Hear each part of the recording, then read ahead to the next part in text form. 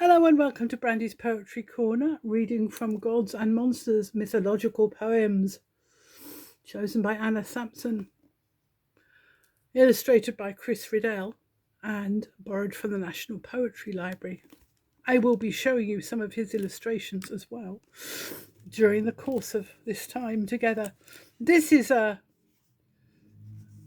also from the section on First Rays of the Sun Beginnings, but it's a bit longer because it's got different little sections, and it's called The Serpent and the Turtle, or A Very Balinese Beginning. And it's by Kate Wakeling. So The Serpent and the Turtle, or A Very Balinese Beginning, by Kate Wakeling.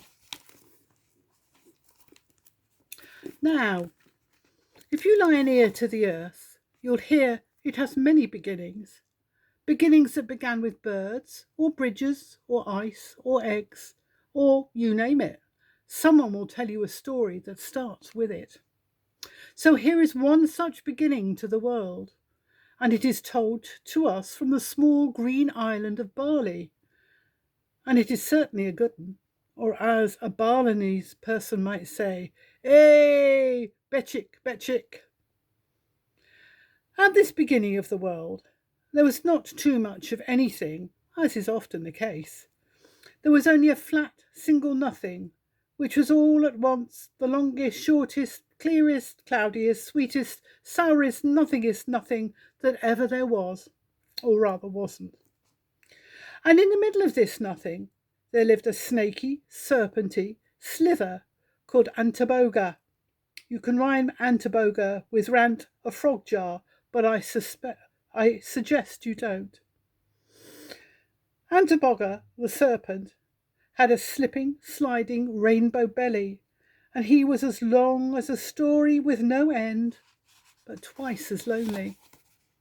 One morning, Antaboga decided it was about time there was less nothing and more something. So this is what he did. Antaboga closed his cool black eyes and fell into a long, low snooze that bid his blood to doze in his veins, while deep inside his green and serpenty brains he began to dream of a turtle. A turtle so huge, so high, so mind-jagglingly enormous that even the tiniest tooth at the back of the turtle's great green mouth was 22 times taller than the mightiest mountain you could imagine. And just like that, the turtle appeared. For this is how things were done in those days. The turtle's name was Bedwang, which is said just as you want to say it, and Bedwang, correct, also agreed it was about time there was less nothing and more something. Better yet, Bedwang the turtle had an idea. He realized his huge green shell was the perfect place to put islands and oceans and songs and gongs and people and pineapples, by which Bedwang meant everything.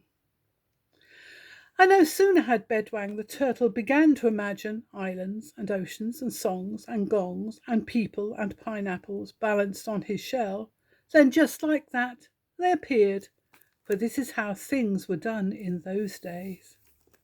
I will show you. There's Bedwang's head. There was, however, a problem. When everything had settled on Bedwang's back, Bedwang found he had a fidget in his front left foot, and try as he might not to fidget, fidget he did. And the instant he twitched, so the world above him twitched, and the ocean below bellowed, and the ground trembled, and Bedwang saw that he'd better be careful, for no one wants bellows or trembles like those. But, as everybody knows, a fidget can be tricky to refuse. And so it came to pass that Antaboga the serpent and Bedwang the turtle had made the world and given it a home, and while Bedwang slept and twitched and twitched and slept, which meant the world on his back slept and twitched and twitched and slept. Still, Antibogger and his rainbow belly drifted on beyond the skies for as long as a story with no end, but now twice as cheerful. And that, dear readers, is how this particular beginning began. Thank you. It's obviously Antibogger's. Oh, you can see it right that way. There you are. That's the rainbow belly of Antibogger. For other poems read by me, look me up, Brandy Pearson, on YouTube. Thank you.